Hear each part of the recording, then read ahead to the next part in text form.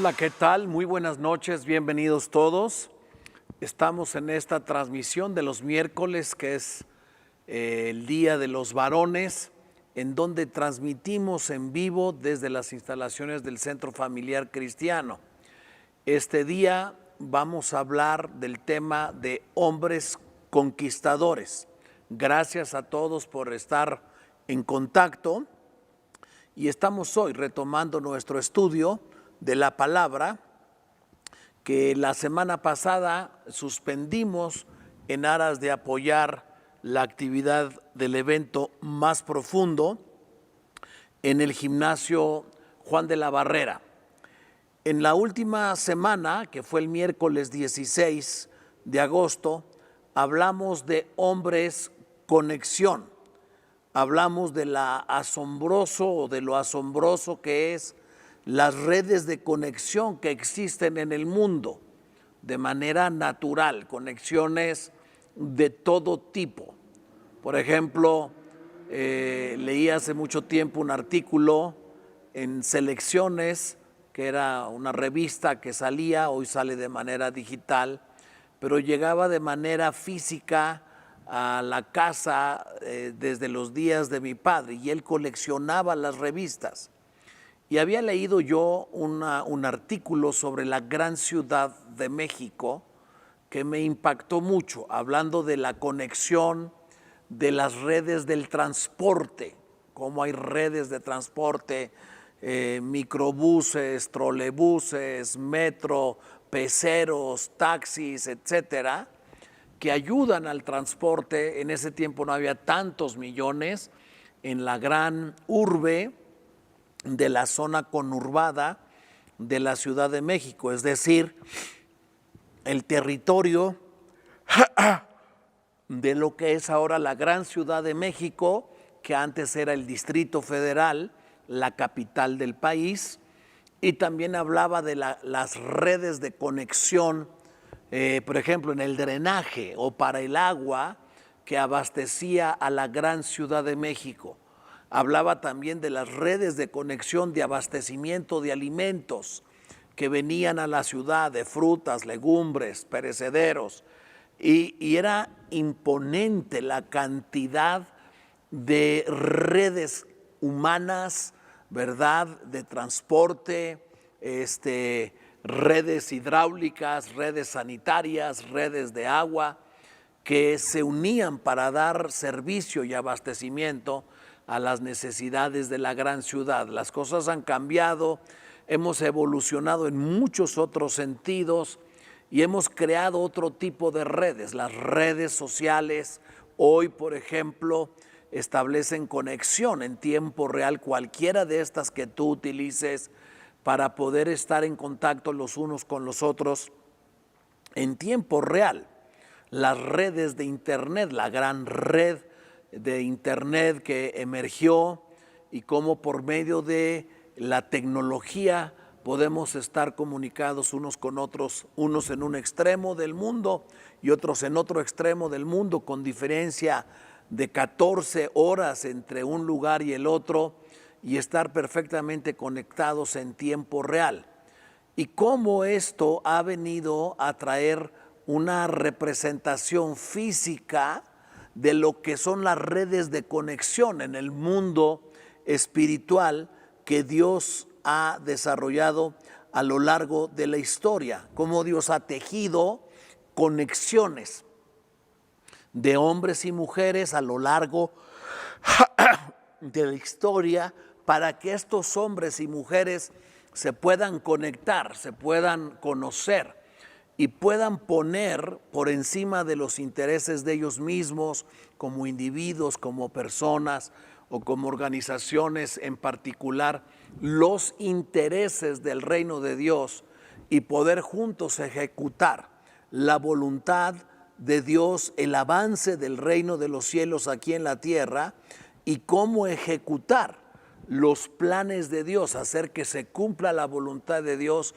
como en el cielo, así también aquí en la tierra, de una manera meridiana, con una precisión inequívoca, a través de las conexiones espirituales que Dios sabe hacer a través de todo esto. Hablamos de Rahab, una mujer que era una mujer prostituta que vivía en el muro de la ciudad de Jericó, en Josué capítulo 2, y cómo esta mujer fue un punto de contacto para los espías que habían sido enviados para reconocer la tierra. Y dice la Escritura que Dios usó a esta mujer Rahab, incluso llevándola a ser uno de los nombres que aparece en la genealogía de la descendencia física de nuestro Señor Jesucristo. Hablamos de la conexión entre Pablo o Saulo de Tarso y Ananías en Hechos 9 del 10 al 18, en donde Dios hace una conexión de un hombre que va persiguiendo a la iglesia de Jesucristo. Dios lo tira del caballo camino a Damasco, luego lo introduce, lo deja ciego, lo introduce a la ciudad de Damasco y manda a Ananías, un hombre de Dios, para que recobre la vista, y le dice: ve, porque instrumento escogido me es este para anunciar mi nombre en presencia de reyes y de los grandes de la tierra. Y hace Dios una conexión divina entre Saulo de Tarso y Ananías. Hablamos de la conexión entre Pedro y Cornelio en Hechos capítulo 10, versículos 1 al 48. Como Cornelio, un hombre temeroso de Dios, que temía a Dios, que hacía obras de caridad incesante, y cómo Dios le dice que sus oraciones y sus ayudas han subido delante de la presencia de Dios, y que lo iba a poner en contacto con un hombre radicado en Jope que se llamaba Pedro, al cual él manda a traer, y Dios le revela a Pedro, estando en la azotea, mientras le preparaban de comer, una conexión divina sobrenatural. Pero para esto le muestra primero una visión en la cual Pedro ve un lienzo que baja del cielo tomado de las cuatro puntas, en donde había toda clase de aves, de reptiles, de cuadrúpedos, y oye una voz de Dios que le dice a Pedro: mata y come. Pedro, obviamente con su prejuicio y formación religiosa arraigada judaica, le dice: no, Señor, de ninguna manera esto acontezca, porque nunca mis labios han probado cosa inmunda. Y Dios le dice: lo que yo he santificado no lo llames tú común. Y entonces Dios establece un puente de conexión entre Cornelio, este líder de una cuadrilla de soldados, ¿verdad?, que servían al Imperio Romano, y también establece contacto con un apóstol a quien Dios le dice que le había dado las llaves para abrir y para cerrar, y usa a Pedro para abrir las llaves del mundo gentil al conocimiento de la palabra de Dios. Luego viene, como sabemos, el apóstol Pablo como otra conexión divina, que es enviado como el apóstol a los gentiles, y Pedro se queda como el apóstol a los hebreos. Hablamos también de la esposa de Naamán y la sierva que trabajaba en su casa en Primero de Reyes capítulo 5 del 1 al 14. Cómo Dios utiliza a una sierva que trabaja en la casa de Naamán y la esposa de Naamán para conectar, para hacer conexión con Eliseo, el siervo que sana de la lepra a este general del ejército. Hablamos finalmente de otra conexión, de cómo Dios usa a José, el soñador, vendido por sus hermanos a una caravana de comerciantes ismaelitas que lo llevan con Potifar, el capitán de la guardia de Faraón, y cómo incluso Dios usa la propia pretensión de la esposa de Potifar para querer seducirlo y entonces levantarle un falso a José, acusándolo ante su esposo de que este israelita que tú has traído a la casa ha querido abusar de mí, cuando la señora era la que le estaba echando los canes a José. Pero Dios usa eso para mandar a José a la cárcel. Y así como le dio gracia delante de Potifar, el capitán de la guardia, y el hombre le encargó la administración de todos sus negocios, y dice que no se preocupaba con José de ninguna cosa que tenía, y Dios le dio gracia a José delante de Potifar. También al llegar a la cárcel, acusado de la esposa de Potifar, Dios le da gracia delante del director general del reclusorio. Y entonces el director le encarga la administración del reclusorio, y entran al reclusorio el copero del rey y el panadero del rey, los cuales tienen un sueño que José les interpreta, el cual se cumple. Al panadero lo matan y al copero lo restablecen a su cargo delante de Faraón. Y escucha el sueño de Faraón de las vacas gordas y de las vacas flacas y de las espigas robustas y de las espigas flácidas. Y el copero se acuerda de que había conocido en la cárcel a un muchacho de nombre José después de 2 años. Y entonces lo mandan sacar de la cárcel, y José llega en presencia de Faraón, le interpreta el sueño, lo hace el segundo de a bordo en el gobierno del imperio más grande del mundo, y Dios utiliza la vida de José y las conexiones sobrenaturales que él había hecho para llevarlo a una posición de autoridad y de gobierno. Lo salva a él, salva a su familia, salva a su nación y salva a las naciones del mundo entonces conocido. Construye las ciudades de Ramsés y otras para construir los grandes centros de almacenaje de granos, con lo cual abastecieron las necesidades del mundo en los 7 años de las vacas flacas. El mensaje fue: durante el tiempo de la abundancia no te gastes todo el grano, guarda el grano para los tiempos de escasez, no te chutes toda la lana cuando tienes abundancia de la provisión de Dios. Y eso fue lo que trajo salvación a la nación de Israel, entre otras, y a muchas otras naciones del mundo, a través de un joven soñador al cual Dios llevó de conexión en conexión para cumplir los propósitos extraordinarios de Dios. Hoy queremos hablar de los hombres, no dejamos de hablar de los hombres conexión, y vamos hoy a hablar de los hombres conquistadores.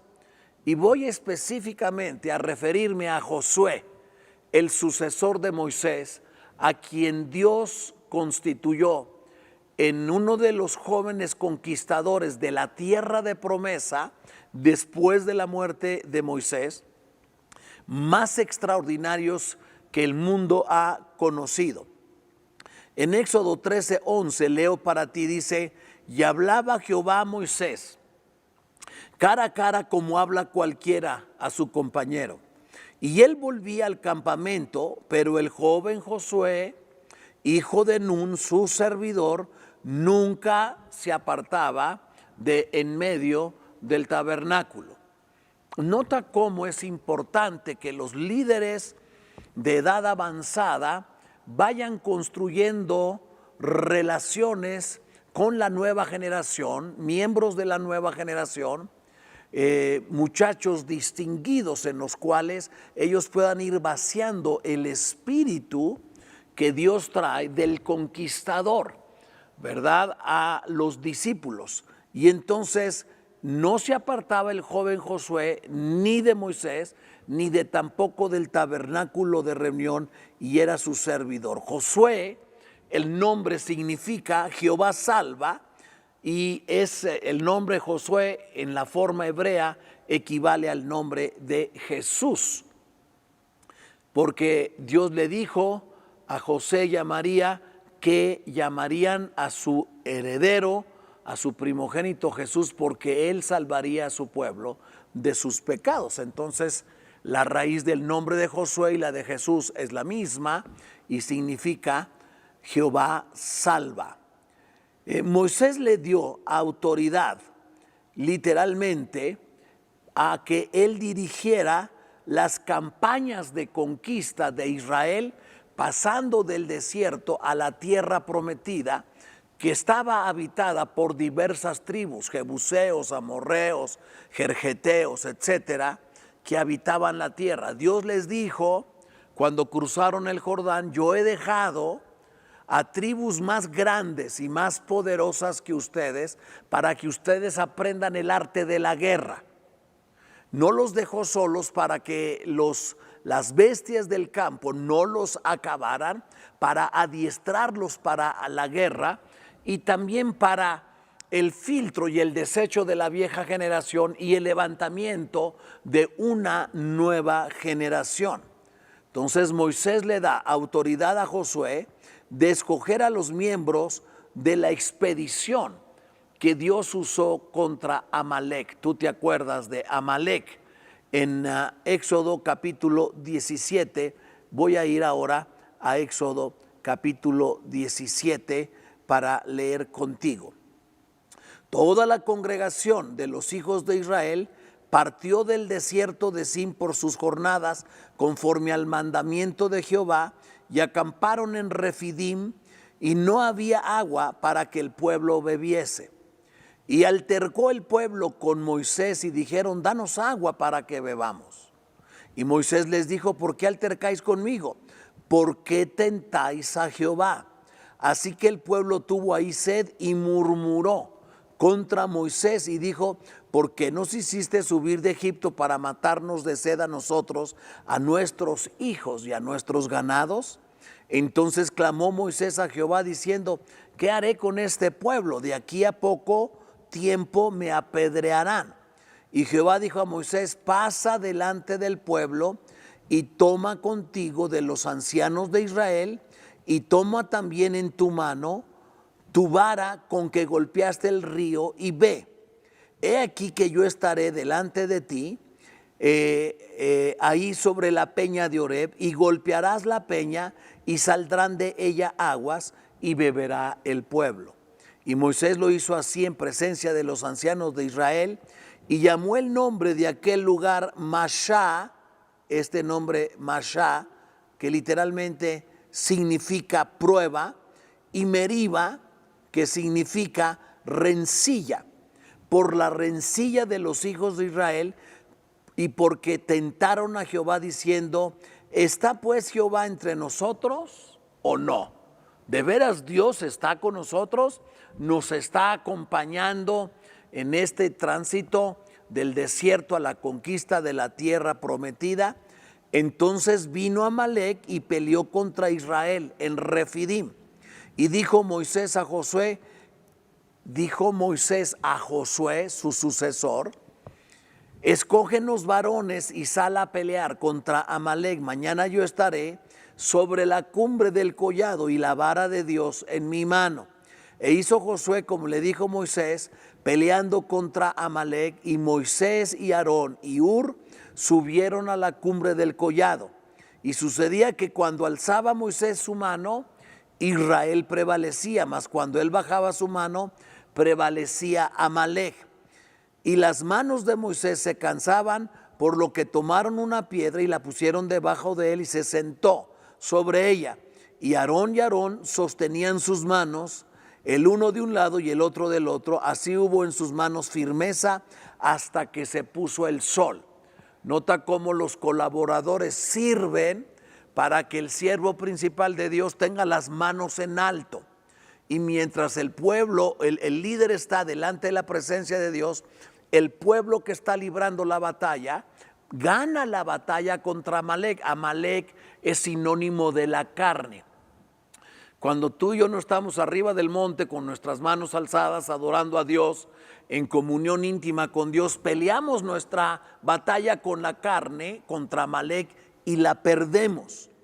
Y entonces necesitamos gente, colaboradores, que nos ayuden a tener las manos en alto. Y dice que hubo en sus manos firmeza hasta que se puso el sol. Y Josué deshizo a Amalek y a su pueblo a filo de espada. Nota que acabar con Amalek, que representa nuestra carne, es a filo de espada. Es a filo de la palabra de Dios, no en tu fuerza, no en mi fuerza, no en tu gran voluntad ni en mi gran voluntad, sino en la fuerza de la palabra y del Espíritu de Dios que nos habita. Y Jehová dijo a Moisés: escribe esto para memoria en un libro, y di a Josué que raeré del todo la memoria de Amalek de debajo del cielo. Dios tiene una guerra constante, permanente contra Amalek, la guerra contra nuestra propia carne. Amalek representa nuestra carne. Y dice aquí, y di a Josué que raeré del todo la memoria de Amalek de debajo del cielo. Y Moisés edificó un altar y llamó su nombre Jehová Nisi, literalmente, que quiere decir Jehová es mi estandarte. Y dijo, por cuanto la mano de Amalek se levantó contra el trono de Jehová. Nota cómo el enemigo usa a Amalek, nuestra carne, para que nos pongamos en rebelión contra el trono de Jehová. Jehová tendrá guerra con Amalek de generación en generación. Por eso hay una lucha entre nuestra carne y el espíritu. Y estos dos se oponen entre sí para que no hagamos lo que debemos de hacer. Entonces Dios le da, por medio de Moisés, a Josué, su sucesor, la autoridad de designar a los emisarios que iban a ir a inspeccionar a la tierra, pero también iban a pelear contra Amalek en Éxodo 17. Moisés también le cambió el nombre a Josué, que originalmente se llamaba Oseas, él salva, por el de Josué, que quiere decir Jehová salva, en Números 13, 8 y 16. Déjame que lea para ti Números 13, 8 al 16. Números 13, versículo 8, leo para ti. De la tribu de Efraín, está hablando de los que se escogieron, Oseas, hijo de Num. Oseas, hijo de Nun. Mira lo que está aquí escrito en esta palabra de parte de Dios. Y también el versículo 16 de Números 13, versículo 16. Estos son los nombres de los varones que Moisés envió a reconocer la tierra. Y a Oseas, hijo de Nun, le puso Moisés el nombre de Josué. Cuando Dios nos pasa de un lugar y de una posición a otro lugar y a otra posición, parte de lo que Dios hace al estar formando nuestro carácter es un cambio de nombre, porque el nombre tiene todo que ver con el carácter de la persona que lo anda cargando literalmente. Así es que Josué se llamaba originalmente Oseas y Dios le cambió el nombre. En Números 13, 8 y 16 se lee esto que acabamos de ver. Josué guió al pueblo hacia la victoria en Números 14, y quiero que veas esto conmigo. Entonces toda la congregación gritó y dio voces, y el pueblo lloró aquella noche, y se quejaron contra Moisés y contra todos los hijos de Israel, y les dijo toda la multitud: ojalá muriéramos en la tierra de Egipto o en este desierto, ojalá muriéramos. ¿Por qué nos trae Jehová a esta tierra para caer a espada y que nuestras mujeres y nuestros niños sean por presa? ¿No nos sería mejor volvernos a Egipto?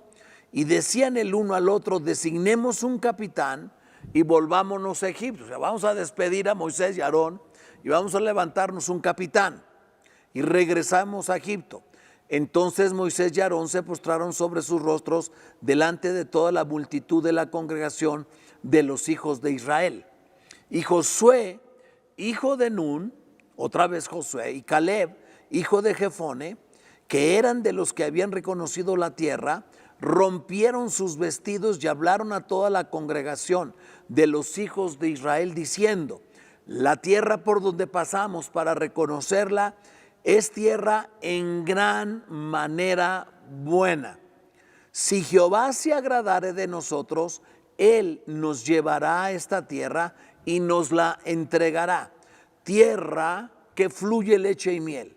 Por tanto, no seáis rebeldes contra Jehová, ni temáis al pueblo de esta tierra, porque nosotros los comeremos como pan. Su amparo se ha apartado de ellos, y con nosotros está Jehová, no los temáis. Entonces toda la multitud habló de apedrearlos. Vinieron los espías que mandaron a reconocer la tierra, y 10 de ellos, la mayoría, tenía un concepto pesimista de la situación. Las ciudades son grandes y amuralladas, hay ahí gigantes que habitan la tierra. No hay manera de que nosotros conquistemos ese lugar. Nosotros, comparados con los gigantes que hay ahí, los hijos de Anac, somos como una langosta que con un pisotón nos van a terminar. Pero había 2 muchachos, Josué y Caleb, cuya visión de las cosas, y esto es lo primero que quiero destacar, el espíritu de los conquistadores, de los hombres y de las mujeres conquistadoras, tienen un espíritu distinto al de la mayoría, que tiene un espíritu pesimista, negativo, que desaniman con sus voces el ánimo y el alma del pueblo. Ellos dicen: la tierra es buena en gran manera, Dios está con nosotros, de ellos se ha apartado sus dioses, nosotros nos los vamos a comer así, miren, como pan. Y entonces dice: no temamos al pueblo de esa tierra. Y entonces toda la multitud habla de apedrearlos. Pero la gloria de Jehová, nota esto, se mostró en el tabernáculo de reunión a todos los hijos de Israel. Y Jehová dijo a Moisés: ¿hasta cuándo me ha de irritar este pueblo? ¿Hasta cuándo no me creerán con todas las señales que he hecho en medio de ellos? Yo los heriré de mortandad y los destruiré, y a ti te pondré sobre gente más grande y más fuerte que ellos. Esta gente pesimista y negativa que desanima el pueblo en vez de levantar el ánimo del pueblo, no me sirve, lo voy a destruir. Pero Moisés respondió a Jehová: lo oirán luego los egipcios, porque de en medio de ellos sacaste a este pueblo con tu gran poder. Y lo dirán a los habitantes de esta tierra, los cuales han oído que tú, oh Dios, oh Jehová, estabas en medio de este pueblo, que cara a cara aparecías tú, oh Jehová, y que tu nube estaba sobre ellos, y que de día ibas delante de ellos en columna de nube y de noche en columna de fuego, y que has hecho morir a este pueblo como a un solo hombre. Y las gentes que hubieren oído tu fama hablarán diciendo: por cuanto no pudo Jehová meter este pueblo en la tierra de la cual les había jurado, los mató en el desierto. Ahora pues, esta es la obra intercesora de Moisés. Está Moisés hablando con Dios. Yo te ruego que sea magnificado el poder del Señor, como lo hablaste diciendo: Jehová tardo para la ira y grande en misericordia, que perdona la iniquidad y la rebelión, aunque de ningún modo tendrá por inocente al culpable, que visita la maldad de los padres sobre los hijos hasta los terceros y a los cuartos. Perdona ahora la iniquidad de este pueblo según la grandeza de tu misericordia, y como has perdonado a este pueblo desde Egipto hasta aquí. Y entonces Jehová dijo: yo lo he perdonado conforme a tu dicho, mas tan ciertamente como vivo yo, y mi gloria llena toda la tierra, todos los que vieron mi gloria y mis señales que he hecho en Egipto y en el desierto, y me han tentado ya 10 veces y no han oído mi voz, no verán la tierra de la cual juré a sus padres.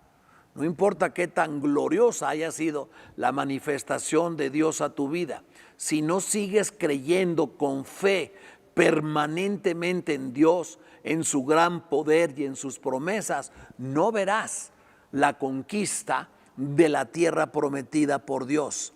Y dice: no verán la tierra de la cual juré a sus padres. No, ninguno de los que me han irritado la verá. Pero a mi siervo Caleb, ojo chícharo aquí, a mi siervo Caleb, por cuanto hubo en él otro espíritu.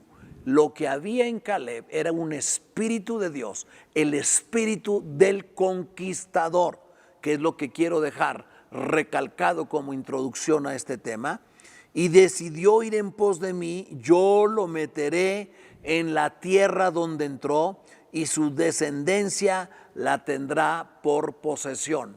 Los conquistadores no solamente tienen una mentalidad de conquista, tienen un espíritu superior de Dios habitando en ellos que los hace ver las cosas de una manera diferente, que no desaniman al pueblo, sino que levantan el ánimo del pueblo. Los líderes que son conquistadoras son motivadores extraordinarios porque conocen y poseen el Espíritu de Dios en sus corazones, y Dios les da a ellos y a sus descendencias la tierra de promesa en posesión. Ahora bien, el amalecita y el cananeo habitan en el valle.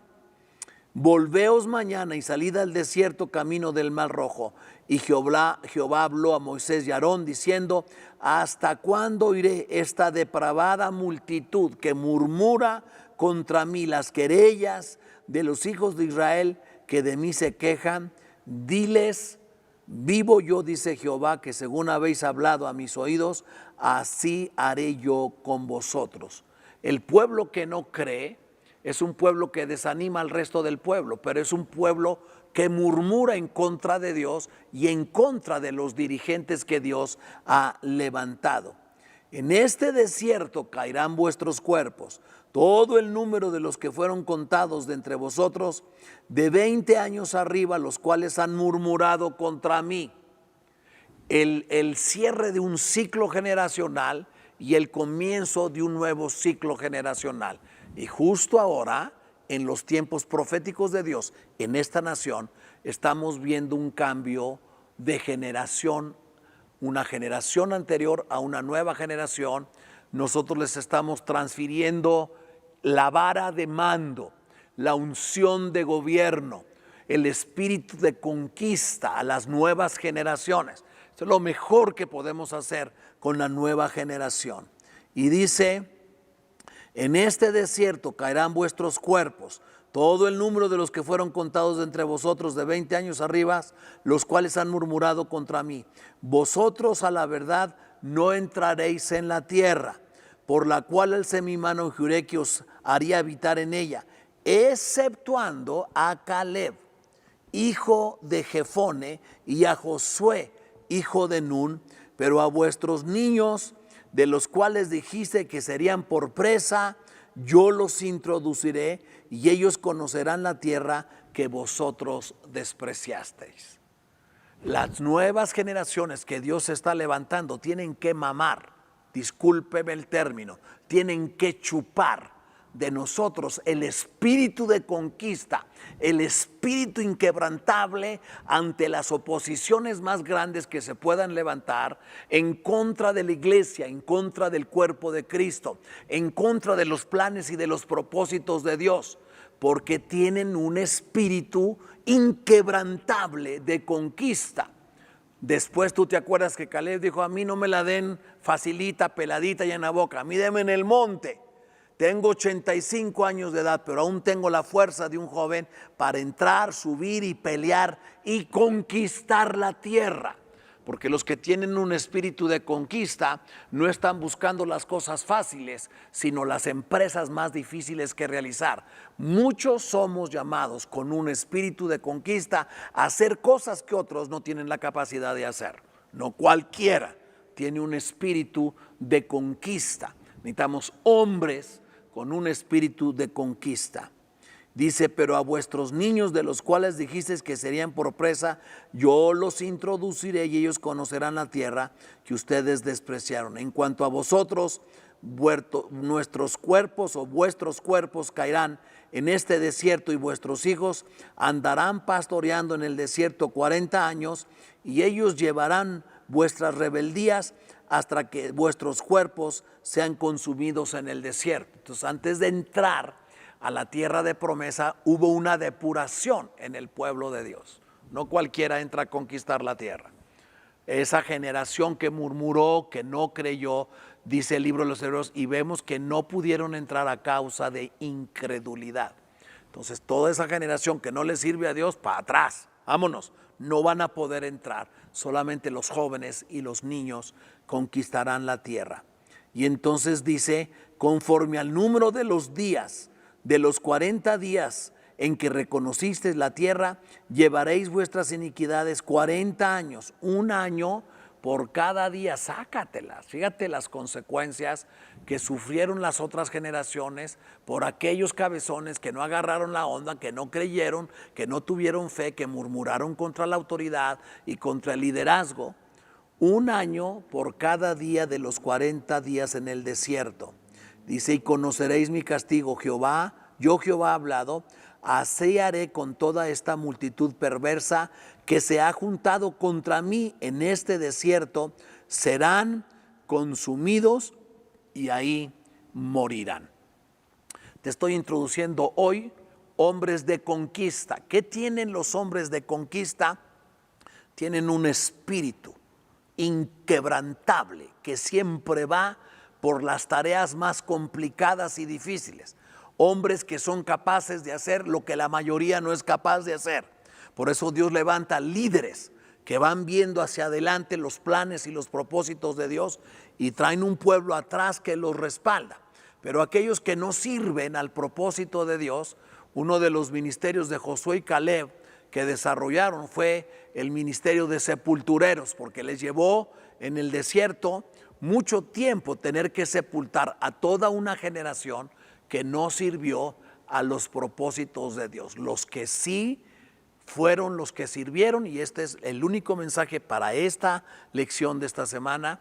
Los hombres conquistadores tienen un espíritu superior, un espíritu inquebrantable. Dios le dio a Josué y a Caleb la tierra que fueron a inspeccionar, porque había en ellos otro espíritu, otra mentalidad, una manera de visualizar las cosas diferente. En donde la gente dice no se puede, estos dicen sí se puede. En donde la gente ve un problema, ellos ven una oportunidad.